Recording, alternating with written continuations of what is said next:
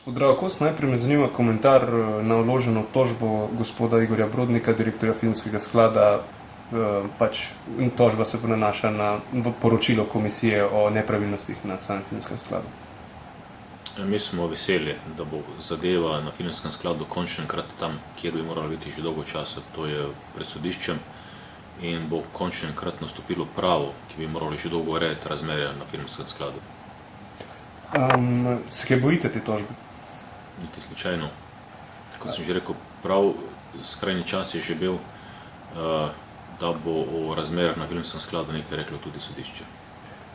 Pa to tožbo razumemo lahko, ali pa jo vi razumete kot nekakšen političen pritisk na delovanje komisije?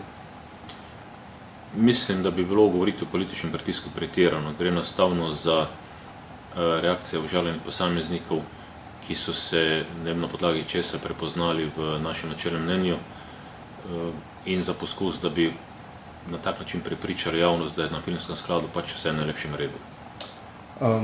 Imate še kaj za sporočiti gospodu Brodniku? V bistvu mi nismo imeli nobenega sporočila za gospoda Brodnika nikoli.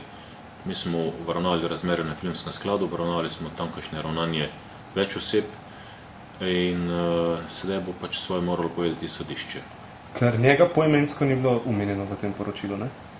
V poročilu ni bilo nobenega imena, prav tako nismo nikjer imenovali sklada, kar nam je mimogrede celo povzročalo zelo veliko težav pri čisto slovnični sestavi načelnega mnenja, ampak je pa že tako, da ljudje včasih v strahu vidijo nevarnosti tudi tam, kjer jih ni.